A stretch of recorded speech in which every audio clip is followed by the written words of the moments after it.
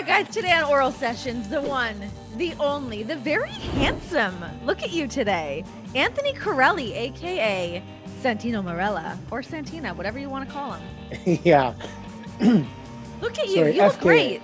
Thank you. I shaved today. I took out the clippers and I made a mess of my bathroom counter. And Like, I feel like right now you look like maybe you could have been on Degrassi at a certain point. oh man, that would You have know? wicked. You know, Clutch went to my high school. Did he? Yeah. Yeah. Isn't it funny how I feel like that is sort of a thing in Canada where like we all kind of do know each other in a weird roundabout way. Yeah. 6 degrees of separation. In Toronto, it's not much. It's like 1 or 2 degrees. Yeah. Yeah, Oh, it's like, everybody oh knows yeah, I saw somebody. that person at a bar, or a friend of mine went to high school with them, or whatever. Like it really is funny how, yeah, we do all know each other. And it's so such the a big city, stereotype yeah. is true. Yeah, it's true. Joe, Joe, the guy with the face. That being said, have you spent any more quality time with my father on Lakeshore Drive?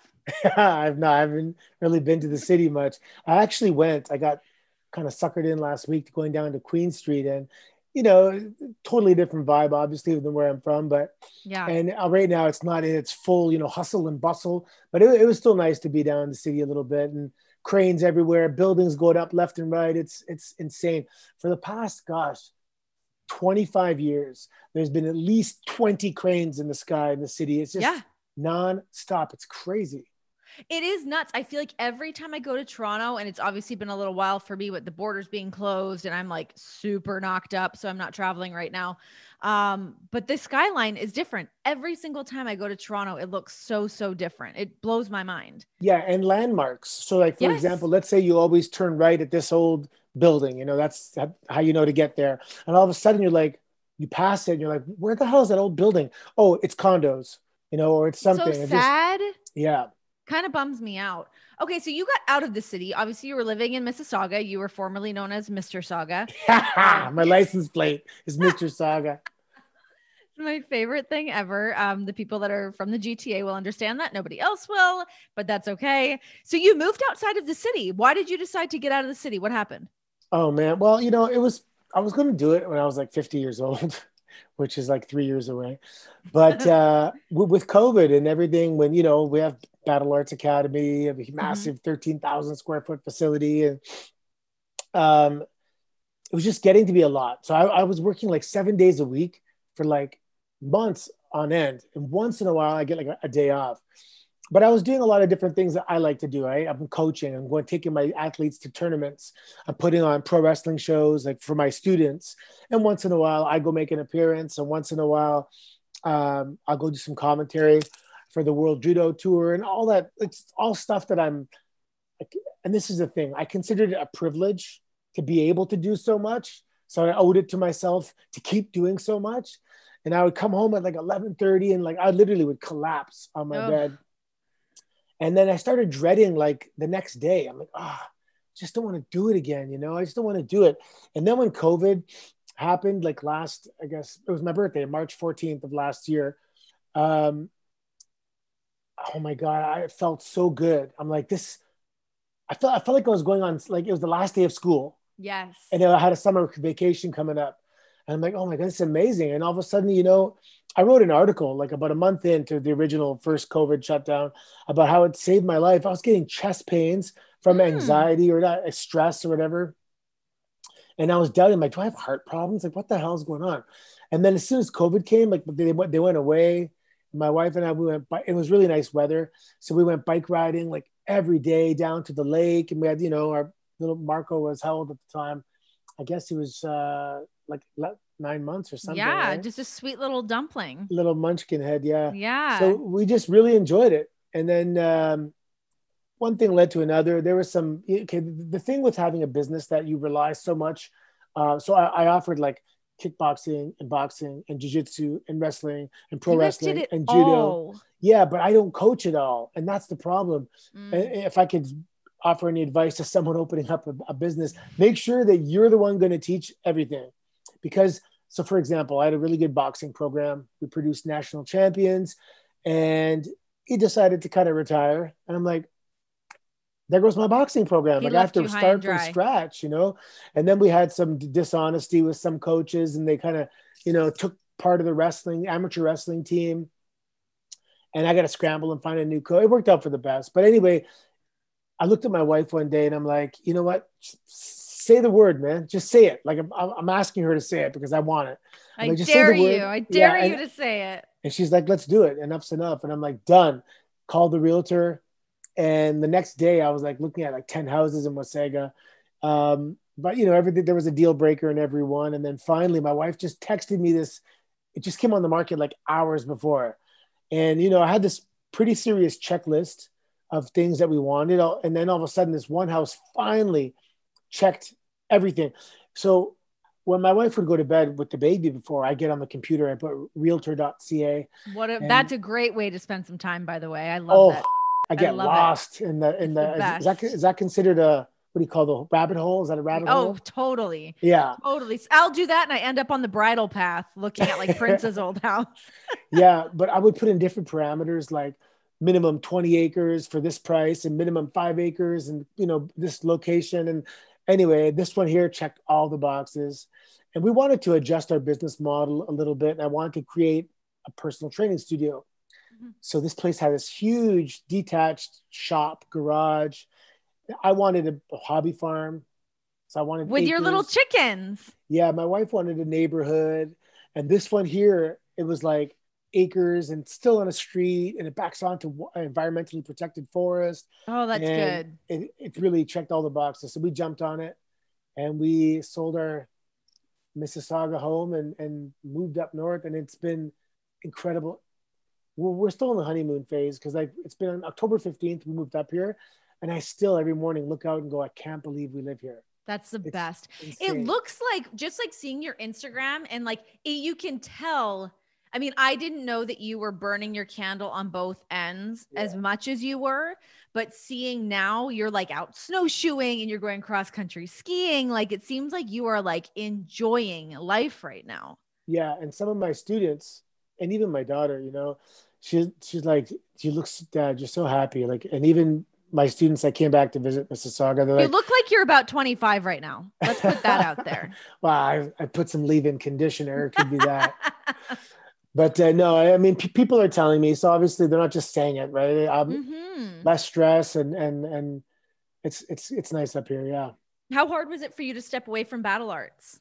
Well, I didn't really fully step away. I brought in some partners. Mm-hmm. So they're going to be running the day-to-day. There's a couple guys from Hamilton, Dave and Adam, and they're doing a fantastic job. And they got, you know, some ideas and they're fresh enthusiasm. And that's what it needed, right? I just didn't want to run the day-to-day anymore. I was doing like everything. I mean, my whole thing is, look, it's Santino, the WWE superstar, owner of the building, and he's mopping and he's cleaning the bathroom. Yeah. And he's repairing the treadmill. Just you to wanted show to people, get your pop. Yeah, no, I just want people to know that, like, you're not above anything, right? You know, you got to, if you don't take care of yourself, no one's going to take care of anything that you have or you care about as well as you. Totally. Can we point out now that we're both wearing overalls, by the way? Yours are like hidden, but we do have matching overalls. You know what? I don't think enough men wear or respect or appreciate overalls. And I like this look a lot. Yes. So since I moved up here, I've got like, I think I have like 6 pairs of overalls. Do you have like the winter lined ones? Yes, with like I do. I do. And they're like reinforced your legs for chainsaw accidents. Yes. And then I got some water repelling ones. And these ones, I'm going to take my jacket off because for those that don't know, this is a Canadian tuxedo. I love with cummerbund. With the cummerbund. Oh, yeah. And you went Carhartt, so you're really not messing around. I respect the Carhartt. Yeah, those are Carhartt overalls. I did see that. My daughter got me these for Christmas. Bianca knows. Yeah, so check this Bianca out. knows what you needed. She got me these, and she didn't read the label that says get one size up. Oh. So I'm like, oh man, I know I've been kind of eating a lot in the holidays. So anyway, I returned them, and by the time I returned them, they were on sale. So with the difference, I got another pair of pants for like $11 extra. Perfect. Where'd you go? Like Mark's Work Warehouse? Where'd you get those? You know, it was Mark's Work. Yes, it was Mark's Work Warehouse. Which I buy most of my clothes now. I love it. I mean, listen, those are for the working man, and that's you. And You're out there getting it done. Belly. It covers your belly. Oh, I mean, the best. There's nothing better. I love a good overall. I actually didn't think I was going to fit into any pregnant wise. And I bought these for post-pregnancy and they just delivered on time and my fat ass still fits in them. So Hey, did you ever own a pair of Yucca. Luscious? Did you ever own a pair of Luscious overalls? Remember those No, what are famous, those? they were like in the house nightclub days, and they were Luscious was the brand, like Luscious No. overalls. Oh, were they like, oh shoot. What are like the pants that like the Hardys wear? What's that brand called? Oh no, that's like Jinkos. yeah, no, not those. These were like Okay. kind of fitted overalls, but they were like the cool nightclub overalls and stuff. I love an evening overall. Let me tell you. I have a pair of like faux leather overalls and I would wear them on camera. And I feel like I remember like Kevin and Vince being like, "You wearing overalls, bitch?" Yeah, but they're like And they're fashion so overalls. useful. They got so many pockets, Yes. straps. They're useful until you have to pee and then it all comes down and then you're Yeah. fully exposed. But it's okay. Yeah. It's no shame. And all I Okay. gotta do is work out shoulders and arms. The rest is Perfect. covered. Let's get those traps out there. You're good to go. Okay, before we get into like any wrestling stuff, I want to like start more at the beginning for you. We want to get the whole background on Anthony. We know tons about Santino, but I want to talk about Anthony. Gosh, okay. Yeah, I'll get into it. I was born March 14th, 1974. Toronto East General. So you know what? Luckiest kid in the world. And I'll explain why. Like my parents are awesome. My dad's this immigrated from Italy and is this, street smart Italian guy and from Toronto, getting into some mischief, And my mom is like this, from Penetanguishene, Ontario, this Métis girl, a family of 10. And she moves to the city. Like she's the only one in the family graduating high school. She was really like 100% in math or something. She was like the prodigy from her family. She was making it count. So she moved to the city, got a job at Bank of Montreal, and she met my dad. And it was like the city boy and the country girl. So and then we lived in the suburbs in Mississauga, which, I studied geography actually in university. And I'm doing all these, comparisons. And I'm like, man, I live in the best place in the world. Like if you live in a suburb of the GTA or of Toronto, Canada every year, amazing. Is winning these awards for the best country in the world to live, time after time. It's either Sweden or Canada or something like that.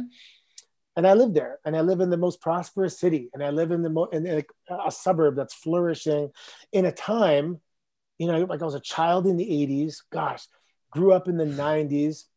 Yeah. And before cell phones, before internet. So I mean, timing, I was in the right place at the right time. I just had an amazing childhood. So I did judo. Yeah. When I was 9 years old. Excelled at judo. I wanted to be a ninja, and I begged my mom. When all the other kids were playing like cops and robbers, I'd be like walking on the fence with like homemade nunchucks and ski mask. And I just wanted to be like a ninja. Was there a ninja that you really liked? Was there someone that like kind of inspired? Or you just like the idea of a ninja? There was a good movie, The American Ninja. I remember that was a good movie. Oh, American Ninja is very good. Beverly Hills Ninja, also good. Three Ninjas, also great. Yeah, you a ninja? Yeah. So then I begged my mom. I'm like, I need martial arts. I felt this calling for martial arts. And lucky again, my mom just looked in the Mississauga Parks and Recreation magazine, and she found that there was a judo class that she could take me to, because she was taking a night course or something. And it was judo. And I'm like, judo? And all I knew from judo was from the Flintstones, when I think like Wilma and Betty took a judo course, and they go, judo, lesson number 5. And they throw the guy across the room or something. So I get there and I'm like, when do we learn kicks and punches and stuff? And, it ended up being it's a grappling sport. And that's it, man. It was in the blood. It was in the veins. And I did it from 9 years old, right through university, competed, provincially, nationally, internationally. And it was my identity. I was a judo athlete. Yeah. And that took me to Montreal, where the national team trains. So that's why I went to University of Montreal. Like I went to university while I was there doing judo. And that was it. I mean, I won the national championships for men under 20, and I went to the junior world championships in Egypt and the US Open, all this stuff. How old were you then? Like 20? I was 20. Yeah. And then, so in between my second and third year of university, we had a baby and I got married. Yes. Yeah. Yeah. So, you had a baby really young.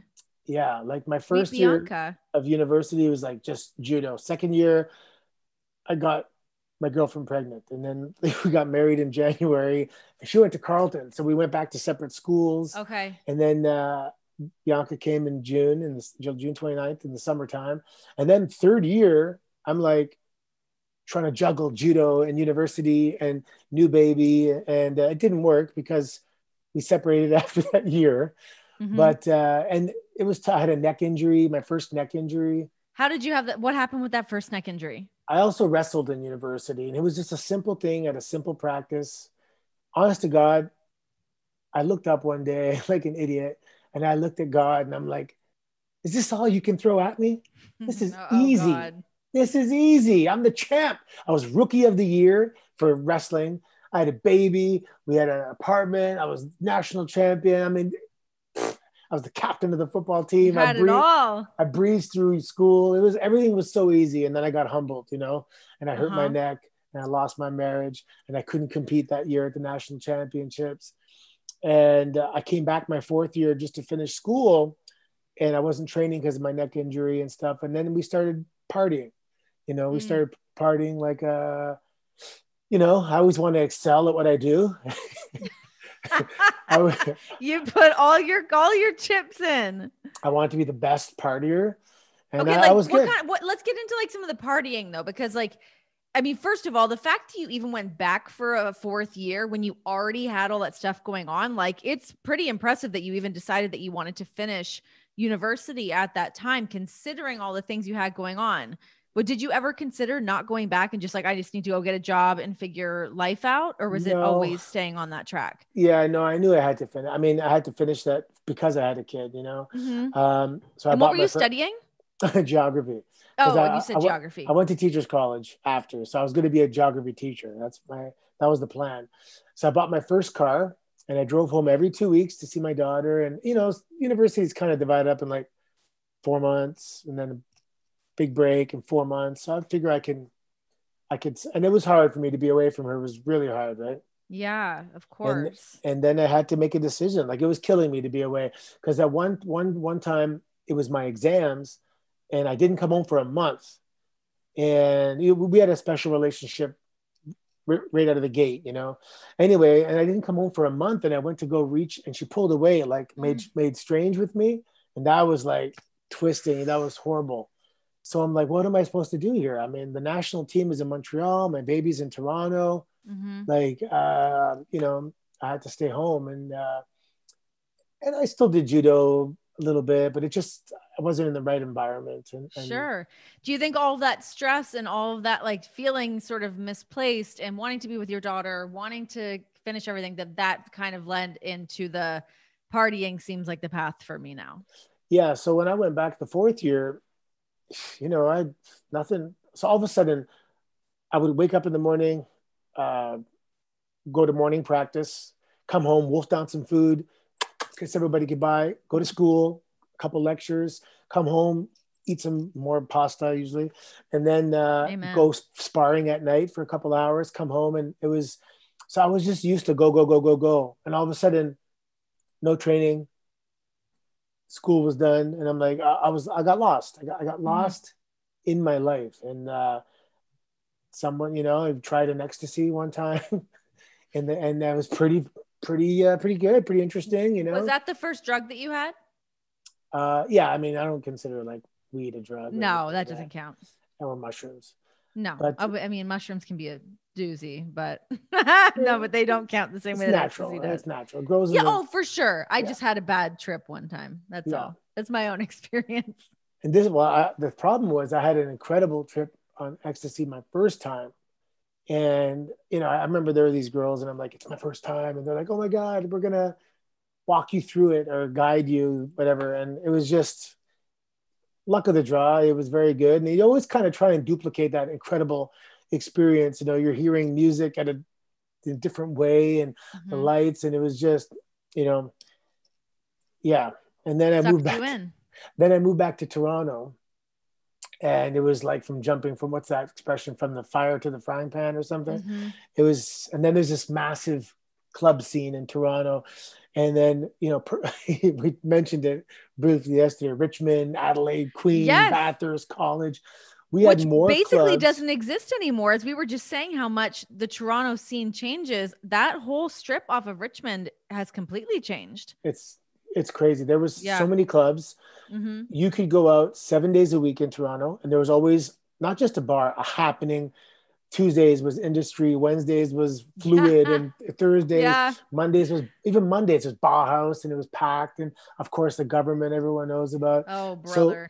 if anyone is listening that's from Toronto, you know exactly what I'm talking about. Yep. And unfortunately, because of phones, it died. I remember one time I went to Mykonos in Greece, and I thought it was going to be a little vacation with regards to going and partying, like old school back in the day. And I'm like, I get there, I'm like, let's do this. And the guy goes, it's not the same anymore. I go, what are you talking about? I just came here to party. And you're telling me there's no party? And he goes, mobile phones ruined everything. And I'm like, oh, man. Yeah. No, they did. Everyone lives in that fear of like something being caught, something being posted online. It is such a scary time for many different reasons. A photo actually changed my life. It was one of those defining moments. I was sitting in this club on the couch with my girlfriend at the time. And remember the guy used to come around and take pictures with a jacked up Polaroid, basically. Uh-huh. So he's like, oh, take a picture. And I'm like, sure. So he takes a picture and he comes back and gives it to us. And we look like zombies, like skinny, pale, this dumb look on our faces. And honest to God, it shook me so bad. I got up. I'm leaving. Like I just ruined my night, and it actually made me make we gotta like look at us. Look like losers. Yeah. We think we're cool because we're sitting on some black couch in some booth or something. Getting bottle service for like $300. How long was that period of time? Oh, I was trying to do the math. It was a couple of solid years, like 97 it kind of started, and 98 was probably the worst. And then was it getting into like some heavier drugs or anything? You don't have to tell us, but yeah, no, I can tell you what I didn't do. I didn't do crack or heroin, and that kind of Yeah. We used to do the alphabet. We used to call it, right? You go a little bit of whatever, everything. And yep. But again, because I wanted to be the best, we used to go until like Monday afternoon. Oh, and, yeah, disgusting. I'd be coming out of clubs and people are going to work on Monday morning. And I remember this little girl in the streetcar pointing, like tapping her mom saying, look at this guy. I lost my shirt that night too. So I'm coming out sketchy looking, jaw moving, sunglasses crooked, no shirt on. She's like, mommy, what's wrong with him? And mommy said, it looks like he had a good time. Oh my God. Okay. So you saw that photo and that freaked you out. Was it easy to pull yourself out of that scene after seeing that, or like what happened? Well, for me it was, but it's also, you have to change the people you hang out with. Cause if they're not like, if they're not ready to make any changes, or my girlfriend at the time wasn't ready. And so you have to distance yourself from them. And I remember I got a job for like $10 an hour back then. And then I got a job for like $11 an hour. And then I got like this office job in a telemarketing center for $13 an hour. And I'm like, moving on up, And then I got a second part-time job, and, move back home and, tail between your legs to your parents, and, you smarten up. And my parents are just happy I was working in a place where I had to wear a tie. Oh, I bet, right? Like, thank God. Oh, they were, I woke up in the hospital once with them there at the end of the bed. So what happened? GHB and stuff like that. Oh gosh. And it was. So I put them through it, right? They got really scared, and first he has a kid and he's crazy and he's running around, and now he's not coming home, and we don't know where he is, and so they were pretty happy. And then moved up from like residential sales to like corporate sales, and then I was an account manager and all this stuff, and this is why I started wrestling. When I debuted, I'm 33 years old. Mm-hmm. And I remember I was in the locker room in Paris when I debuted. Edge was there, and he's my age, right? He's 33. Yeah. And he's like, how old are you, man? I'm like, I'm 33. And he's like, you're already old. Like, thanks. I said, well, sorry, I was kind of distracted. I got a little detour, Yeah.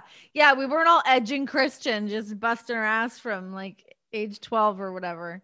Well, I mean, Yeah. you were doing your judo. You actually were busting your ass from a young age, Well, just and not that professional actually wrestling. was transferable. So in university, I met a guy, and his dad was Don Koloff.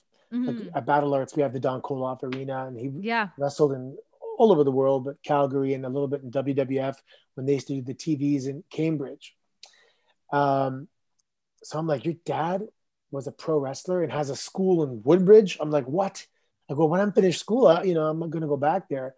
So 1998, met his dad and kind of was like, but I look in the ring and there's like 300-pound guys, six, whatever. They're huge. And I'm looking, everyone that was huge in the school.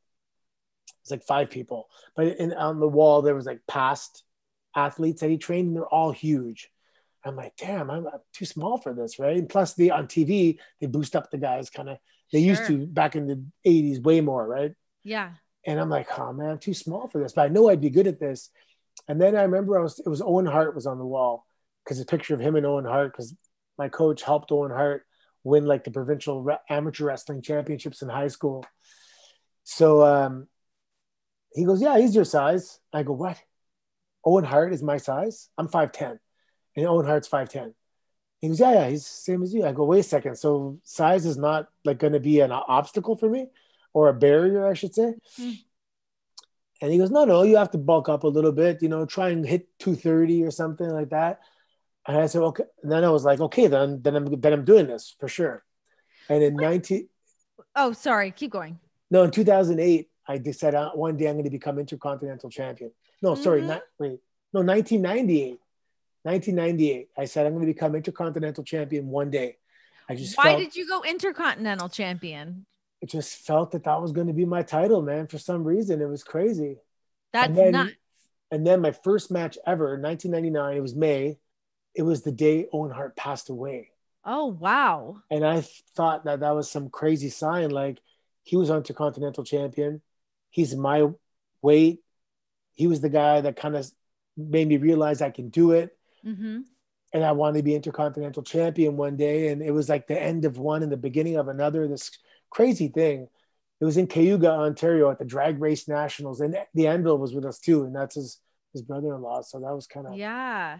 So that, I mean, okay. So then fast forwarding to your debut in WWE, and we'll go back to getting more into you actually getting into WWE, but you bring up the Intercontinental Championship, and for you to debut and win the title on your very first night. I mean, that must have been such a surreal moment. I didn't know that you had all these different connections, especially to that championship. Yeah, and it's funny, there's only a few people that I said that to in 1998, and they're like, I was there. He called it. He said he's going to win. I was there. And Yeah. they always bring it up when they, if I see them from time to time, they go, he called it, 1998. And That's nuts. yeah, and that kind of started my training, my proper training in later, 2002, because the school that my coach had, someone who owned the building sold the building, so he had to relocate. It took a while. So yeah, there was a gap there where I was just working in the corporate world downtown. In Toronto, when you go to the bathroom, there's ads in front of the bathroom. Yeah. Yeah. I worked for New Ad, and I was doing marketing and all that Oh, stuff. New Ad. I remember New Ad. Yeah. Oh, yes. And yeah, so I worked, so I got some professional experience, which helped me, build my own brand in wrestling later. Sure. Yeah, of course. I mean, just to be able to go out and have, I mean, obviously any kind of life experience is great, but when that other thing kind of keeps calling you and you're somebody who is just such a natural performer, did you know at the time, were you going into it of the mindset of like, I want to like perform, or were you going from like the athlete standpoint because you had all this experience in judo? I was both. When I was in high school, I would MC events. I would Of course actually, you did. I've MC'd in nightclubs actually too, where I would introduce DJs like, ladies and gentlemen, introducing now. And yeah, DJ Venom. Oh big my up. God. Shout out to the massive. Anyway, yeah. So I always liked having a mic and being in the spotlight. And then you combine that with judo. Yeah. And it's kind of it's that.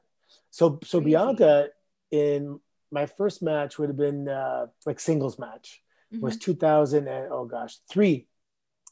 And it was in Orangeville, Ontario, where Edge and Christian are from. And my daughter was even there, you know. So in 2003, she's 8. And so she's like been a part of this journey from day one. Yeah. When I first met, my grandmother was there. My whole family came up. I was Johnny Giobosco. I love it. Yeah. I mean, and we'll get into some Bianca stuff in a minute too, because I'm really excited for her journey and where she's kind of headed right now. She's been busting her ass to get in this spot. So we'll get into all of that. How did it go? Like, how did everything kind of work out for you being seen by WWE and to get signed there? Yeah. So I had 6 indie matches. And then back then, again, no social media, nothing, right? You know, you have to send VHS tapes and everything. Yeah. I just knew that nobody was watching me. Nobody was going to see this. I had 6 matches and I could have had them, you know, if a tree falls in the forest, you know what I mean? Sure. So the only connection we had at the time was in Japan at a place called Battle Arts, the original Battle Arts. And it was like you know, the Bloodsport match that John did? It was like that style. That you did it too. Oh yeah, I did too. Yeah. You also did that. Yeah, I did. I won. Yeah, we're also going to talk about that, but I'm keeping things on track here. And so I went there, and I mean, literally, I sat my daughter down. I got to go on this mission. I got to get us there, and then pull you there, right? And that was the plan. She was 8 years old. She took it like a champ. Packed up, you know, all my Fila tracksuits. Hell yeah. Yeah, you did. You have tearaways at the time? Everyone had tearaways. I didn't have tearaways, but I packed way too many velour tracksuits to go to Japan. That was so you had the New Day look down before New Day had the look down. Sean John, oh my God. Yeah. So I go to Japan, and, you know, I paid on day one. I walked in, and it was really good for me to get out of Toronto because I have way too many friends and they want to do stuff. And if there's free time, you know, I don't have my daughter tomorrow, we go out, shit happens, you know. It's happened. Even though I was cleaning up, there was always little accidents, and it was good to get away. Yeah. And I had to go to Japan and basically kind of fight everyone in the dojo, you know, tap everybody out, get my cardio back, and get some respect. And then after a few months, I had my first match and picking up steam, and second match. And I was doing commercials in Japan too. Oh because, my God, for what? Anything. I was doing extra work. That's amazing. And commercials. And I'll tell you, want to hear an embarrassing story? Sure do. Of course you do. So this guy calls me, like, hey, we have this music video. So it's like a guy dancing on a beach trying to impress a girl. So I was downtown Tokyo for something else. So I go to this warehouse, like a studio, and they go, okay, so please go in your bathing suit. And I go, oh, I didn't bring a bathing suit. Like I was downtown. He goes, you have boxers? I go, yeah, I'm wearing boxers. He goes, okay, maybe please dance in your boxers. So it's this massive studio, and I walk out, and he has like a little radio like this big with like a tape, and he presses play. So I'm standing, there's 3 businessmen, Japanese guys in suits, and I'm standing like 30 feet away in my underwear dancing for this audition. And I'm just kind of looking around going, how the hell did my life take me to this particular moment? How did this happen? I didn't even get the part. But it was helping me pay the bills. God. Yeah. It was helping me pay the bills. And they're big on reenactments, like shows that show reenactments of events that happened. So there's a lot of extra work. Yeah, they're good.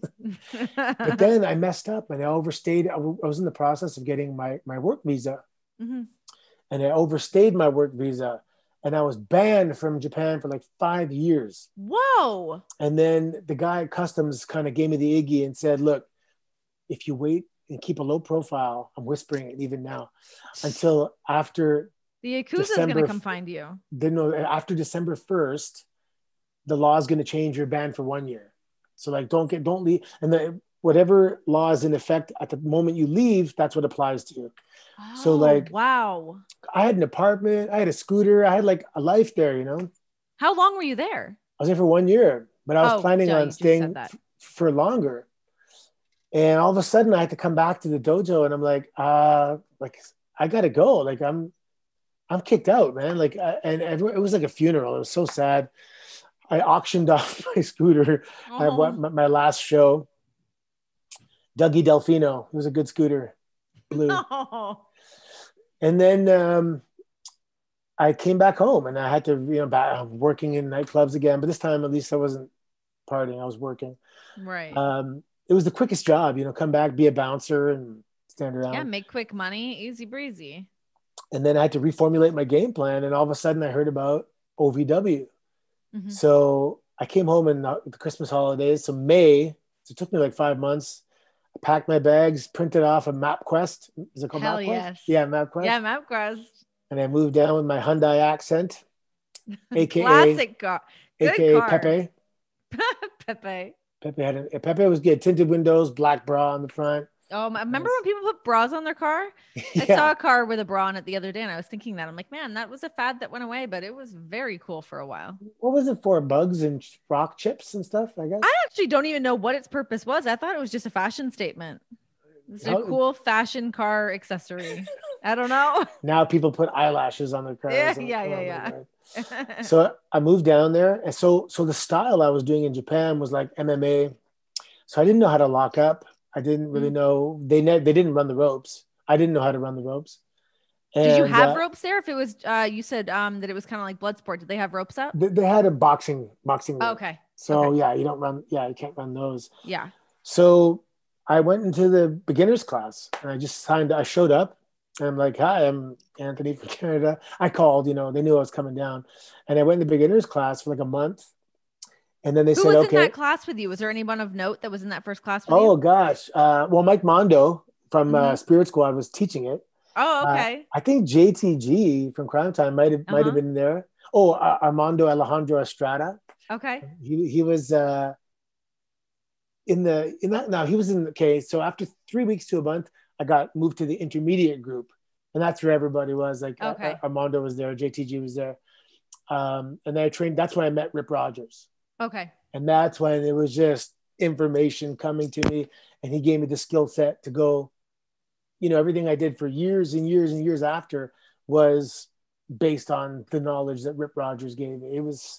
He prides himself on teaching so that you're getting the most information it's a condensed curriculum that all makes sense. He's a genius, man. He's an incredible human being. I forget where he's at now. He's gotten like 70 people signed. Oh my gosh. Crazy. Yeah, it's amazing. And you know what? I was away from home. I was suffering mentally from being away from my daughter. So I said, I'm not going to waste a second. I would train. I trained until I burnt out. I got to know my limit. How do I know I'm doing enough if I don't reach my limit? Sure. So I would wake up, go to the gym, LAC, one of the best gyms ever. Louisville Athletic Club was awesome. And I would train private sessions with Rip Rogers. So Rip works like a night shift.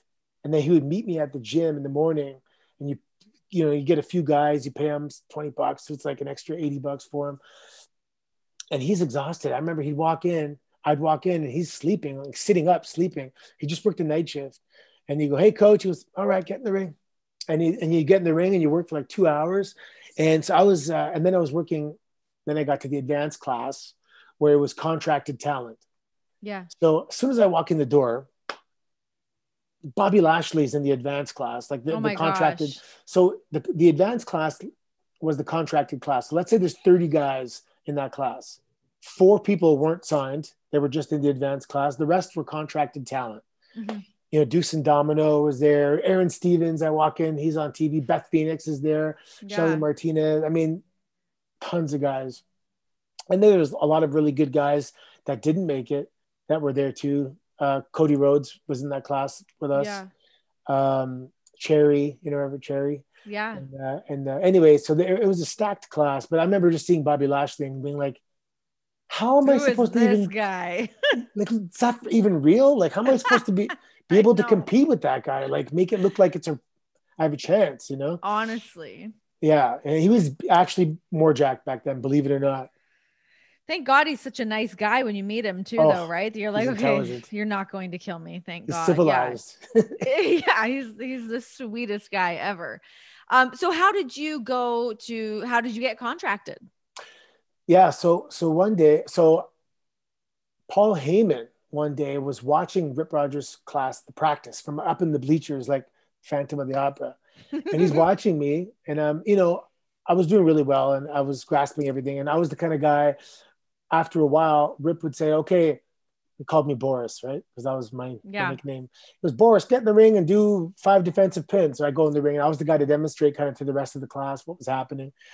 Boris, go in the ring and do this. And anyway, so Paul Heyman, and I was walking after practice to my car, and he goes, excuse me, Boris. He's like, I'm thinking of starting you next week on OVW TV. And I'm just like my first break.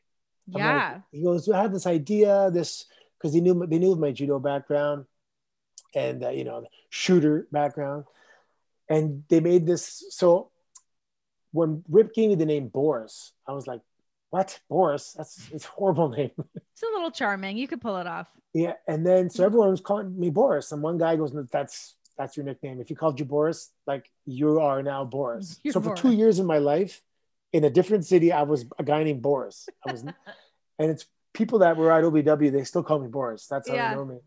So I had this eureka moment where I'm laying there. I go, well, my coach was Don Koloff. And I don't think there was the combination of Boris Koloff. So I asked my coach, can I, use the name? He gave me the blessing. So I was Boris Koloff. Mm-hmm. So then Paul Heyman said, I want to change it to Boris Alexiev, because Vince McMahon was always a big fan of the Russian heavyweight power lifter, Olympic lifter, Alexiev. Mm-hmm. And just to have that positive association with that name. Everything's such a little mind game, huh? Yeah. The way Paul, that you have to put the bait down to get Vince to get on board with something you want to pitch. Yeah. And, as soon as he told me, and I was like, you're good. Yeah. And so I was doing something totally different from anybody else. And that's the name of the game, stand out. Yeah. So, Arn Anderson would come down and send back the report. I got a good report. I was one of the only non-contracted guys on the OVW television, and I was standing out. And, there's some rumbling that contracts coming, keep it up. They're watching you. They're watching you.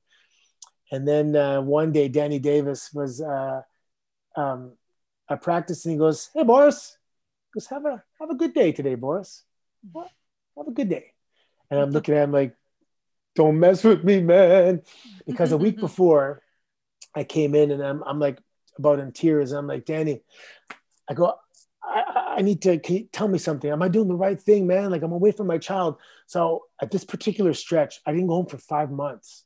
Ooh. And, because I didn't want to cross the border so much, even though I wasn't working in the States. So I wasn't doing anything illegal. I just didn't want to have to answer all these questions. Still sketchy. Yeah. It's always stressful. I was living off of savings.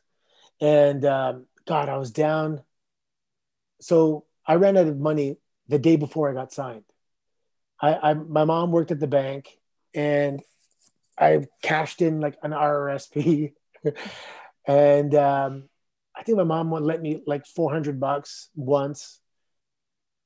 And she's like, Anthony, you sure? Like, I mean, you're out of money. I go, it's coming, Ma. It's coming. It's coming. It's coming. And it was like people are like, oh, you got to live your dream. I'm like, no. The best part is I avoided disaster. It's a bigger relief than accomplishing your dreams. And then I got the call, and it was Mike Bucci. And he's like, hey, Boris, let me ask you a question. How would you like to work for the WWE? And I remember trying to pronounce the perfect, like, yes, like making no mistake about it. I pronounced like the ultimate yes. And it was great, Oops, I knocked my earpiece. Then I had to go home while they did my visa. And it was like returning like a hero's welcome back home. Like, he did it. Everyone like just short of lifting me on their shoulders. And I came home, and I remember I knelt down to my daughter, and I'm like, mission accomplished. Boom, high five. So it was awesome, man. What a crazy journey. Wow. Yeah, I mean, just to go through all that, I mean, I love getting like the background on people getting to that big moment and like getting that big payoff. I mean, obviously the career of Santino Marella was fantastic. I mean, one of the most beloved characters in WWE. Do you ever wish that you got to do more of your judo when you were in WWE or get to work more of that style? Yeah, I mean, I trained to be like Dean Malenko, Chris Yeah. Benoit, badass Kurt Angle. You know, Hmm. that's what I saw myself as doing. But it didn't take me long to realize, okay, you got something special here. You have locked it. It's yours. There's like wasn't even competition for the comedic role for years. I'm almost Yeah. looking around like, why isn't someone trying to take this from me? This is like It's a I worked good there. gig. You and R-Truth have had like some of the best gigs in WWE. Yeah, it's so easy. Um, and I was still green. So Japan, I'm doing MMA. I'm in Louisville for like a couple years, and even when I was Boris, I was doing like I was squashing people, and I was Boris. I wasn't Santino yet. I was Yeah. Boris, and you know, squashing people is not going to do anything in WWE because I'm a tiny guy up there. I get Right. called up. It's a land of giants. So You so and Bobby one Lashley. yeah. So one day I'm driving to Elizabethtown, Kentucky for a house show, an OVW house show, and I get this call. And Vince had this idea for someone to come out of the audience in Italy because Raw was in Milan. And, Hmm. he's like, is there anybody in developmental that is Italian from Italian heritage? I can speak Italian. So my phone goes off, my Nokia, bring, Oh, hell yeah. and it's Bucci going, Boris, your background's Italian, right? Because, Anthony Carelli. And I go, yeah. And he goes, can you speak Italian? Okay. So a month earlier, Dusty Rhodes calls this guy Fearless Jack Bull, who was it was a hilarious gimmick of like a, a past his prime, Evil Knievel, alcoholic. It was a really funny gimmick. Yeah. And Jack Bull thinks someone's ribbing him doing a Dusty impersonation. So he goes, hello, Jack Bull. This is the Dusty Rhodes. Can you ride a motorcycle? He goes, no. He goes, okay, can you learn how to ride a motorcycle? He goes, no. And that was the end of the conversation. And then he looks at his phone and sees 203 and he's like, that No. was Dusty Rhodes. So because Cody was in OVW at the time, Dusty came down to see the group of talent that was there. Well, say hi to his son, right, too. Yeah. And the story got brought up. And Dusty said, if they ever call you and ask you if you can do anything, the answer is yes. Always. And then you better go learn how to ride a goddamn motorcycle like tomorrow. Yes. So they called me and they're like, can you speak Italian? I'm like, ding, ding, ding, yes. And when I would work downtown at New Ad, actually, Yeah. my car had a tape cassette. I think it's here somewhere, actually. Wow. That's in the back. I have a tourist Italian cassette. It was like I used to play it in rush hour traffic, just nonstop. It would flip sides, play it, and he'd be like, I want a hotel. How much for the room? I would like to buy some cheese and whatever. It was Yeah. basic Italian. Yeah. And I just remembered I regurgitated a couple lines off the tape. And I was on speakerphone. There was a group of writers, and I actually said, vorrei un mezzo chilo di formaggio, which means I want to buy a half kilo of cheese. And I guess it was enough to convince them that sounded pretty good. I can Sounds kind of good to hear them me. look. I Yeah. could hear them looking at each other Yeah. and going, I don't know. It sounded like Italian. I don't know. I was Yeah. okay. That's great. You're going to fly out tomorrow to Italy, which I've never been to Italy at this point. And you might, fingers crossed, debut on Monday Night Raw as this Italian guy. And I'm just like, wow, wow, wow. And that's what happened. I went to Borders, the bookstore. Hell I yeah. bought like an 8 DVD pack of Italian, and my buddy downloaded it on my buddy Beast Man Beast, downloaded it on my iPod, and the entire flight I'm like drinking coffee, just trying to like absorb as much Italian as I Yeah. can. And then I get there, and then it's like, yeah. And as soon as I walk in the door, the production meeting's coming out, Like seriously, I walk out, Arn Anderson comes out of the door. He has the papers, and he goes, Mm-hmm. "Oh, you're having a good day, kid. You're winning the IC strap," and walks away. I'm like, the hell did he just say? IC strap. That means Intercontinental Championship, right? Is that what? And then what's going Yeah. on here? And then Johnny Ace was there. He was, "Hey, Vince wants to talk to you." And I go meet Vince, and he tells me this idea of, this guy coming out of the audience. And then we go meet Umaga and Bobby Lashley, who he recognized me from OVW. Nice to see a friendly face. Totally. Michael Hayes was there. And yeah, and then they told me what happened, what was going to happen. And then the show kind of started, and they brought me out to my seat. And it was like the first segment, I think, or maybe a couple segments in. Anyway, when Vince's music hits, they rush the barricade, the guard barricade. And I'm like, oh my God, should I have done that? Because I'm 6-7 people back. Vince he won't see me. Like, he's not going to see me at all. Oh my God, he's not going to see me. I'm like, he's not going to see me. Oh my God. And then once he starts talking, they kind of filter back to their seats. And then he introduces Umaga. And they run again. I go, oh my God, I missed it again. Gosh. I go, he's not going to see me. I'm 8 people back now. And then they all kind of slowly filter back to their seats. The security's like, go back to your seats. And then he issues the open challenge. And I was there first. So I jumped in. I'm in the front. I'm like, sorry, buddy, got something to do here. And I push him out of the way. And then he saw me, right? So it worked out. But like, thank God. Sometimes I watch it back, to show somebody, not just by myself. And I go, I guess it was a pretty good job, considering I'm like, don't mess this up. And the Eminem song, "Lose Yourself," is in the background. You got one shot, and this is it. Yeah. And gosh, you did it. When did Vince realize that you were funny and decided, oh, now that's who you are? Yeah. So the WWE universe was not impressed with being force-fed this fan.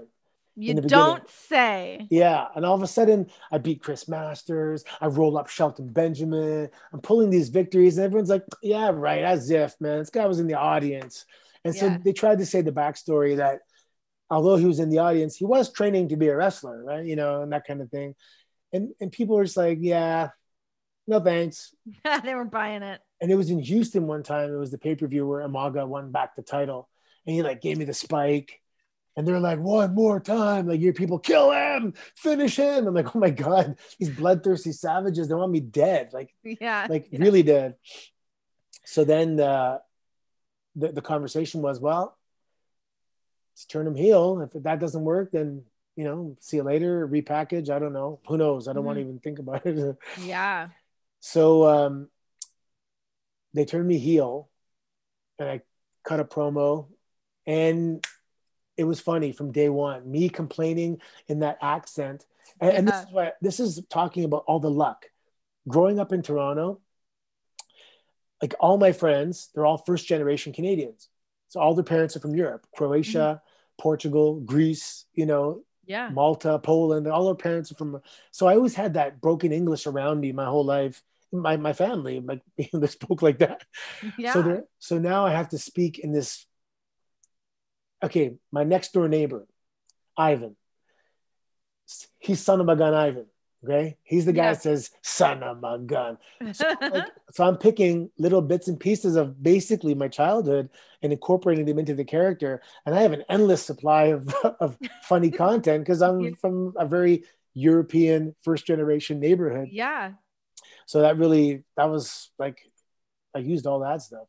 People even call me out, like, you're just copying our parents, man. Yeah. Thanks for the material. Okay. So then you end up, ultimately having to retire due to neck injury. Yeah. How is your neck now? Because obviously you've worked and wrestled since, but where are you at now? Yeah. So that first neck injury in university, so everything comes back. It's so beautiful. Everything does. What it did was I had a herniated disc. The disc moved a bit. And then that disc that moved became bone. And it's touching my spinal cord. And my whole wrestling career, I was pretty meticulous about, I travel with this thing that hooks up to like a lat pull down and pulls your neck. John has one of those. They're terrifying. Yeah. And, Al Snow would give me the click and the pull and that kind of stuff. And, I just try not to do any backflips. No moonsaults for you. Yeah, no, I was pretty much. And then basically I'd have a flare up where I'd be like, oh, I can't move my neck. And then, it would go down. And then the flare-ups were getting kind of more intense and like shorter periods in between them, until one day I was wrestling Jack Swagger and I go to a live event and I just like, I'm warming up. I go, I can't move my head like anywhere. If I move it 1 centimeter any direction, it kills. And I went to the doctor. I go, I can't move my neck, man. And so years ago, when I had one of my flare-ups, they did a MRI and they said that one day you're going to have a surgery. I'm like, what? I'm like, it's not that bad. It's just a flare-up, Yeah. But that day came, man. And I went and I had a double fusion. And when I did the 1 month follow-up, the doctor's like, how do you feel? And I'm like, okay. And he's like, one of your screws is kind of coming out, because they put like a titanium plate with like 6 screws on the 2 on each vertebrae. Yeah. And he goes, probably stop. Scar tissue will kind of just lock it in. But just if you ever feel like you have like a strep throat, like from 0 to strep throat in like half an hour, call us right away. And then one day I was riding in the car with Damien Sandow, and it was a tribute to the troops. And all of a sudden I swallowed. I'm like, oh boy, I feel like I'm getting a sore throat. And then 10 minutes later, I'm like, oh, I think that's what the guy was talking about. So I called them and they're like, yes, you're next day, fly to Pittsburgh. We're doing an emergency extraction of the hardware in your neck. So this is 3 months after my surgery. So yeah, he goes, yeah, I don't know if enough fusion has taken place. You may have to be in a hard collar. And, I got a gym to run. I can't be in a hard collar. But luckily when they went in and took everything out, enough fusion had taken place. So I didn't need the collar, but it really, going in, cutting the scar tissue again, going in the second time messed it up. And it just never got well enough to I mean, I do like, not now, I'm not doing anything, but 6 matches a year, Sure. And it's stiff the next day, but it's not, horrible. I know I wouldn't be able to go do it, 5 days a week. Sure. How did you like doing the blood sport style under Josh Barnett? I love that. I told Josh, I said, look, I don't wrestle, but I said, I will do this. Like, I'll do this, period. I love this. This is what I wanted to do. This is the style. So, if you're a quarterback, you don't throw the ball to where the person is. You throw the ball to where it's going to be. Or if you're passing a ringette pass, same thing, right? Thank you very much for the clarification. Thank you. And so I called in 2004. I go, this is where pro wrestling is going to be, because UFC is blowing up. Yep. People know what real grappling is now. Yeah. I remember when Hoist Gracie put a triangle choke on Dan Severn, one of the early ones, and I go, holy shit, he's choking him out, man. It's a triangle choke, and nobody even knew what was going on because nobody knew. Right. Now you put a triangle choke on, everyone pops because they know. Yeah. So I figured that this is where pro wrestling was going to be. So I thought this, that's what I was training to do. So I get there when the industry gets there. Yeah. To a certain extent it has, right? You got guys like Daniel Bryan and Matt Riddle doing exchanges on the ground, Samoa Joe, Undertaker is doing omoplatas. So to a certain extent it happened, but I love blood sport style. It's very cool. Just like watching it, like now because John's done it a few times. I mean, obviously that was sort of like my introduction to it all, but seeing that and seeing the way like his brain likes to work differently of like, you have to work completely different. It's really interesting to watch that change happen and just seeing like what him and like what Josh Barnett's able to do with it. It's really, really cool. Josh is an animal, eh? Oh my God. Is he ever? What a guy. He's a good guy. Yeah, he is a good guy. And now, so Bianca, let's get into Bianca quick before we wrap up here, because you just recently posted about her. She is shredded and ready to go. How old is she? 20, what? 25. I saw you putting out the tweets to like Hunter, Steph, Vince, let's get this woman signed. Where's she at? What's going on with Bianca? Yeah. So, there was no plan for her to wrestle till a few years ago. And, she's finishing off university now, but her first few years she got a little lost herself. And I'm like, look, man, you want to wrestle? Like, you're tall, you're strong, you're pretty. She won like Miss Teen Ontario back in the Yeah. day, and she's in acting and modeling and all that Yeah. stuff. And she's athletic. She was kind of skinny at the time, but she was boxing and she was doing good. Um, so she was in London at Western. So she started training with Tyson Dukes out there. I'm like, because I didn't want to train her at first in the beginning. I'm like, just someone else train. Yeah. I yell at my students, right? I Yeah. push them. Come on, go, go, go. Don't give up. You know, I'm hard on them. And when you yell at your daughter in that fashion, it's just kind of a little awkward because then she came to train with me. And, you know, I've sorted out. I'm like, look, you can't talk back to me in class because none of my students talk back to me and you can't talk back to me either. Mm-hmm. So we kind of we got through that phase and she gets it, you know, she gets the psychology, the storytelling aspect. And that's what I teach my students. You can go learn a hammerlock anywhere. I let the senior students teach that, but I'm talking about real, genuine storytelling, sticking to body parts, things coming full circles, planting seeds in the beginning, paying them off in the end, and all real storytelling. And she gets it. So she had her tryout. They saw her, and she was, you know, not in the best form, didn't have the best gear. And I'm all about super professional. Put your best thing out there. Yeah. Don't show anybody anything till you're ready. And now she just got into fitness, and she's got this self-discipline that she has now that's all I wanted for her to be, was the hardest worker in the room, right? The rest she has. And now she busts her ass. She's up training 6 a.m. every morning, and she's took nutrition courses, and she's, you know, measuring all her food, and she's in great shape. And she's athletic enough. She can do standing drop kicks, you know, up and overs and leapfrogs, some things that sometimes girls have trouble with. She can do them all. And she's now maturing. So she's, you know, if let's say she went to the PC at 22, she's going to do something stupid, right? Sure. Like God, me. how could you not? How could you not? So now she's got her stupidity out of the way, like I did, unfortunately. And now she's ready and she's focused, and she's a star, man. Yeah. Like her in-ring presence. I know. So she went when she visited me in OVW. And one time I said, do you want to do a promo in the ring? Because we had promo days, whatever, maybe Tuesdays or something. And she said, sure. Because she won like her school for speeches and everything. And I said to Al Snow, I go, Bianca wants to do an in-ring promo. And he's like, absolutely. He wants to see it. So it was the following week. It was promo day. Everyone went. And he's like, okay. And he's like, well, Bianca. He's okay, hold on. We have an extra. So she goes in the ring, cuts this promo.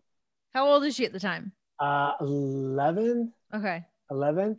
And it was like in those movies where when you finish, it's kind of silence. And then everyone freaks out. Like it was like they were speechless for a second.